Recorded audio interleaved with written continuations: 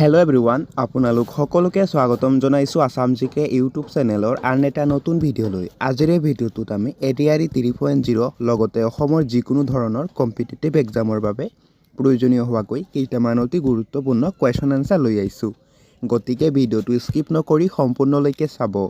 আৰু আপোনালোকে কিমানটা কুৱেশ্যন শুদ্ধ কৰিব পাৰিছে কমেণ্ট বক্সত জনাব। তেনেহ'লে বলকচোন আজিৰ এই ভিডিঅ'টো আৰম্ভ কৰোঁ। আজিৰ আমাৰ ফাৰ্ষ্ট কুৱেশ্যনটো সুধিছে, ভাৰতৰ প্ৰথম বাতৰি কাকতখনৰ নাম কি? ভাৰতৰ প্ৰথম বাতৰি কাকতখনৰ নাম কি সুধিছে। তলত দিয়া অপশ্যন কেইটাৰ ভিতৰত ইয়াৰ শুদ্ধ উত্তৰটো হৈছে অপশ্যন চি, বেংগল গেজেট। ভাৰতৰ প্ৰথম বাতৰি কাকতখনৰ নাম হৈছে বেংগল গেজেট। নেক্সট কুৱেশ্যন, ইছৰোৰ মুখ্য কাৰ্যালয় ক'ত অৱস্থিত? ইছৰোৰ মুখ্য কাৰ্যালয় ক'ত অৱস্থিত সুধিছে। তলত দিয়া অপশ্যন কেইটাৰ ভিতৰত ইয়াৰ শুদ্ধ উত্তৰটো হৈছে অপশ্যন বি, বাংগালুৰু। ইছৰোৰ মুখ্য কাৰ্যালয় বাংগালুৰুত অৱস্থিত। নেক্সট কুৱেশ্যনটো সুধিছে, নিজৰাৰ কবি বুলিলে কোনগৰাকী কবিক জনা যায়? নিজৰাৰ কবি বুলিলে কোনগৰাকী কবিক জনা যায় সুধিছে। তলত দিয়া অপশ্যন কেইটাৰ ভিতৰত ইয়াৰ শুদ্ধ উত্তৰটো হৈছে অপশ্যন চি, শৈলধৰ ৰাজখোৱা। শৈলধৰ ৰাজখোৱাক নিজৰাৰ কবি বুলি কোৱা হয়। নেক্সট কুৱেশ্যনটো সুধিছে, কোনখন দেশৰ সংবিধান আটাইতকৈ দীঘল? কোনখন দেশৰ সংবিধান আটাইতকৈ দীঘল সুধিছে। তলত দিয়া অপশ্যন কেইটাৰ ভিতৰত ইয়াৰ শুদ্ধ উত্তৰটো হৈছে অপশ্যন ডি, ভাৰতৰ। ভাৰতৰ সংবিধানখন হৈছে বিশ্বৰ আটাইতকৈ দীঘল সংবিধান। নেক্সট কুৱেশ্যনটো সুধিছে, ৰাষ্ট্ৰীয় বিজ্ঞান দিৱস কেতিয়া পালন কৰা হয়? ৰাষ্ট্ৰীয় বিজ্ঞান দিৱস কেতিয়া পালন কৰা হয় সুধিছে। তলত দিয়া অপশ্যন কেইটাৰ ভিতৰত ইয়াৰ শুদ্ধ উত্তৰটো হৈছে অপশ্যন বি, ২৮ ফেব্ৰুৱাৰী। ৰাষ্ট্ৰীয় বিজ্ঞান দিৱস ২৮ ফেব্ৰুৱাৰী তাৰিখে পালন কৰা হয়। নেক্সট কুৱেশ্যনটো সুধিছে, ৰাষ্ট্ৰীয় ভোটাৰ দিৱস কেতিয়া পালন কৰা হয়? ৰাষ্ট্ৰীয় ভোটাৰ দিৱস কেতিয়া পালন কৰা হয় সুধিছে। তলত দিয়া অপশ্যন চাৰিটাৰ ভিতৰত ইয়াৰ শুদ্ধ উত্তৰটো হৈছে অপশ্যন চি, ২৫ জানুৱাৰী। ৰাষ্ট্ৰীয় ভোটাৰ দিৱস ২৫ জানুৱাৰী তাৰিখে পালন কৰা হয়। নেক্সট কুৱেশ্যনটো সুধিছে, ভূপেন হাজৰিকাই কিমান চনত অসম ৰত্ন বঁটা লাভ কৰিছিল? ভূপেন হাজৰিকাই কিমান চনত অসম ৰত্ন বঁটা লাভ কৰিছিল সুধিছে। ইয়াৰ শুদ্ধ উত্তৰটো হ'ব অপশ্যন বি, ২০০৮ চনত। ডক্টৰ ভূপেন হাজৰিকাই ২০০৮ চনত অসম ৰত্ন বঁটা লাভ কৰিছিল। নেক্সট কুৱেশ্যনটো সুধিছে, পৃথিৱীৰ দ্বিতীয় বৃহত্তম মহাদেশখনৰ নাম কি? পৃথিৱীৰ দ্বিতীয় বৃহত্তম মহাদেশখনৰ নাম কি সুধিছে। তলত দিয়া অপশ্যন কেইটাৰ ভিতৰত ইয়াৰ শুদ্ধ উত্তৰটো হৈছে অপশ্যন এ, আফ্ৰিকা। পৃথিৱীৰ দ্বিতীয় বৃহত্তম মহাদেশখনৰ নাম হৈছে আফ্ৰিকা মহাদেশ। নেক্সট কুৱেশ্যনটো সুধিছে, এজন ব্যক্তি ৰাষ্ট্ৰপতি পদত অধিষ্ঠিত হ'বলৈ নিম্নতম বয়স কিমান হ'ব লাগে? তলত দিয়া অপশ্যন কেইটাৰ ভিতৰত ইয়াৰ শুদ্ধ উত্তৰটো হৈছে অপশ্যন চি, ৩৫ বছৰ। এজন ব্যক্তি ৰাষ্ট্ৰপতি পদত অধিষ্ঠিত হ'বলৈ নিম্নতম ৩৫ বছৰ বয়স হ'ব লাগে। নেক্সট কুৱেশ্যনটো সুধিছে, জ্ঞানপীঠ বঁটা লাভ কৰা প্ৰথমগৰাকী মহিলা কোন আছিল? তলত দিয়া অপশ্যন চাৰিটাৰ ভিতৰত ইয়াৰ শুদ্ধ উত্তৰটো হৈছে অপশ্যন এ, আশাপূৰ্ণা দেৱী। জ্ঞানপীঠ বঁটা লাভ কৰা প্ৰথমগৰাকী মহিলা হৈছে আশাপূৰ্ণা দেৱী। নেক্সট কুৱেশ্যনটো সুধিছে, বন্দে মাতৰম গীতটো কোনে ৰচনা কৰিছিল? বন্দে মাতৰম গীতটো কোনে ৰচনা কৰিছিল সুধিছে। তলত দিয়া অপশ্যন চাৰিটাৰ ভিতৰত ইয়াৰ শুদ্ধ উত্তৰটো হৈছে অপশ্যন বি, বংকিম চন্দ্ৰ চেটাৰ্জী। বন্দে মাতৰম গীতটো বংকিম চন্দ্ৰ চেটাৰ্জীয়ে ৰচনা কৰিছিল। নেক্সট কুৱেশ্যনটো সুধিছে, অসমৰ স্বীকৃতিপ্ৰাপ্ত প্ৰথমটো আঞ্চলিক দলৰ নাম কি? অসমৰ স্বীকৃতিপ্ৰাপ্ত প্ৰথমটো আঞ্চলিক দলৰ নাম কি সুধিছে। তলত দিয়া অপশ্যন কেইটাৰ ভিতৰত ইয়াৰ শুদ্ধ উত্তৰটো হৈছে অপশ্যন চি, অসম গণ পৰিষদ। অসমৰ স্বীকৃতিপ্ৰাপ্ত প্ৰথমটো আঞ্চলিক দলৰ নাম হৈছে অসম গণ পৰিষদ। নেক্সট কুৱেশ্যনটো সুধিছে, BTADৰ মুখ্য কাৰ্যালয় ক'ত অৱস্থিত? BTADৰ মুখ্য কাৰ্যালয় ক'ত অৱস্থিত সুধিছে। তলত দিয়া অপশ্যন কেইটাৰ ভিতৰত ইয়াৰ শুদ্ধ উত্তৰটো হৈছে অপশ্যন বি কোকৰাঝাৰ BTADৰ মুখ্য কাৰ্যালয় কোকৰাঝাৰত অৱস্থিত নেক্সট কুৱেশ্যনটো সুধিছে সৌৰজগতৰ আটাইতকৈ সৰু গ্ৰহ কোনটো সৌৰজগতৰ আটাইতকৈ সৰু গ্ৰহ কোনটো সুধিছে তলত দিয়া অপশ্যন কেইটাৰ ভিতৰত ইয়াৰ শুদ্ধ উত্তৰটো হৈছে অপশ্যন সি বুধ গ্ৰহ সৌৰজগতৰ আটাইতকৈ সৰু গ্ৰহটো হৈছে বুধ গ্ৰহ নেক্সট কুৱেশ্যনটো সুধিছে লাওখোৱা অভয়াৰণ্য কোনখন জিলাত অৱস্থিত লাওখোৱা অভয়াৰণ্য অসমৰ কোনখন জিলাত অৱস্থিত সুধিছে তলত দিয়া অপশ্যন কেইটাৰ ভিতৰত ইয়াৰ শুদ্ধ উত্তৰটো হৈছে অপশ্যন বি নগাঁও জিলাত লাওখোৱা অভয়াৰণ্য অসমৰ নগাঁও জিলাত অৱস্থিত নেক্সট কুৱেশ্যনটো সুধিছে কোনজন আহোম ৰজাৰ মৃতদেহ প্ৰথমবাৰৰ বাবে দাহ কৰা হৈছিল কোনজন আহোম ৰজাৰ মৃতদেহ প্ৰথমবাৰৰ বাবে দাহ কৰা হৈছিল সুধিছে তলত দিয়া অপশ্যন কেইটাৰ ভিতৰত ইয়াৰ শুদ্ধ উত্তৰটো হৈছে অপশ্যন এ ৰাজেশ্বৰ সিংহৰ মৃতদেহ প্ৰথমবাৰৰ বাবে দাহ কৰা হৈছিল নেক্সট কুৱেশ্যন কথাকলি নৃত্য কোন ৰাজ্যৰ সুধিছে তলত দিয়া অপশ্যন কেইটাৰ ভিতৰত ইয়াৰ শুদ্ধ উত্তৰটো হৈছে অপশ্যন বি কেৰালা ৰাজ্যৰ কথাকলি নৃত্য কেৰালা ৰাজ্যৰ নেক্সট কুৱেশ্যন ইবন বুৰ্তা কাৰ ৰাজত্বকালত ভাৰতলৈ আহিছিল সুধিছে তলত দিয়া অপশ্যন কেইটাৰ ভিতৰত ইয়াৰ শুদ্ধ উত্তৰটো হৈছে অপশ্যন ডি মহম্মদ বিন তুগলকৰ শাসনকালত ইবন বুৰ্তা ভাৰতলৈ আহিছিল নেক্সট কুৱেশ্যন বৈদ্যুতিক ক্ষমতাৰ একক কি সুধিছে তলত দিয়া অপশ্যন কেইটাৰ ভিতৰত ইয়াৰ শুদ্ধ উত্তৰটো হৈছে অপশ্যন এ ৱাট বৈদ্যুতিক ক্ষমতাৰ একক হৈছে ৱাট নেক্সট কুৱেশ্যনটো সুধিছে কিমান চনত অসমত প্ৰথম জনতা দলৰ চৰকাৰ গঠন হৈছিল সুধিছে তলত দিয়া অপশ্যন কেইটাৰ ভিতৰত ইয়াৰ শুদ্ধ উত্তৰটো হৈছে অপশ্যন চি 1978 চনত প্ৰথম জনতা দলৰ চৰকাৰ গঠন হৈছিল নেক্সট কুৱেশ্যনটো সুধিছে অসমৰ ডিগবৈ শোধনাগাৰ কিমান চনত স্থাপন কৰা হৈছিল সুধিছে তলত দিয়া অপশ্যন কেইটাৰ ভিতৰত ইয়াৰ শুদ্ধ উত্তৰটো হৈছে অপশ্যন এ 1901 চনত অসমৰ ডিগবৈ তেল শোধনাগাৰ 1901 চনত স্থাপন কৰা হৈছিল নেক্সট কুৱেশ্যন ৰাষ্ট্ৰীয় পৰ্যায়ত শ্ৰেষ্ঠ চিত্ৰনাট্যৰ সন্মান পোৱা প্ৰথম অসমীয়া ছবিখনৰ নাম কি তলত দিয়া অপশ্যন চাৰিটাৰ ভিতৰত ইয়াৰ শুদ্ধ উত্তৰটো হৈছে অপশ্যন এ অগ্নিস্নান ৰাষ্ট্ৰীয় পৰ্যায়ত শ্ৰেষ্ঠ চিত্ৰনাট্যৰ সন্মান পোৱা প্ৰথম অসমীয়া ছবিখনৰ নাম হৈছে অগ্নিস্নান এতিয়া আহিছোঁ নেক্সট কুৱেশ্যনটোলৈ নেক্সট কুৱেশ্যনটো সুধিছে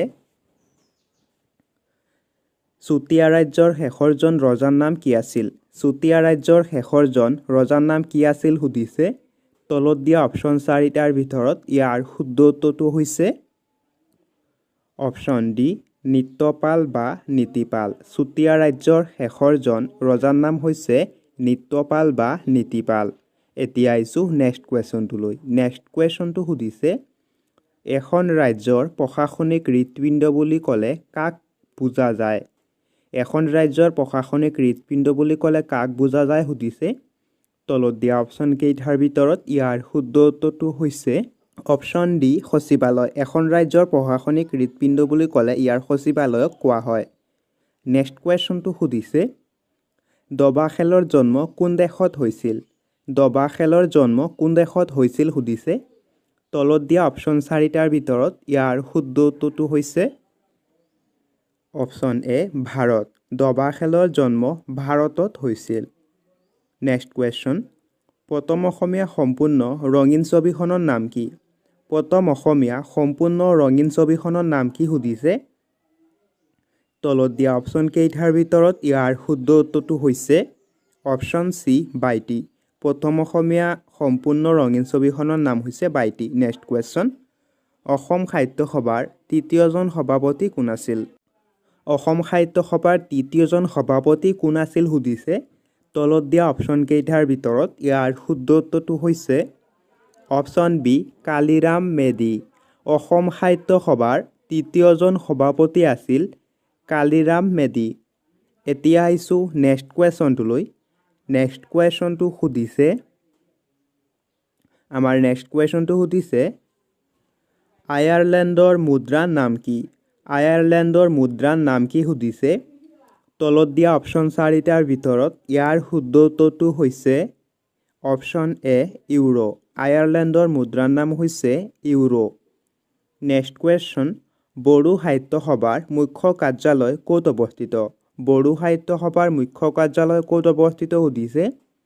তলত দিয়া অপশ্যন চাৰিটাৰ ভিতৰত ইয়াৰ শুদ্ধ উত্তৰটো হৈছে অপশ্যন ডি কোকৰাঝাৰ বড়ো সাহিত্য সভাৰ মুখ্য কাৰ্যালয় কোকৰাঝাৰত অৱস্থিত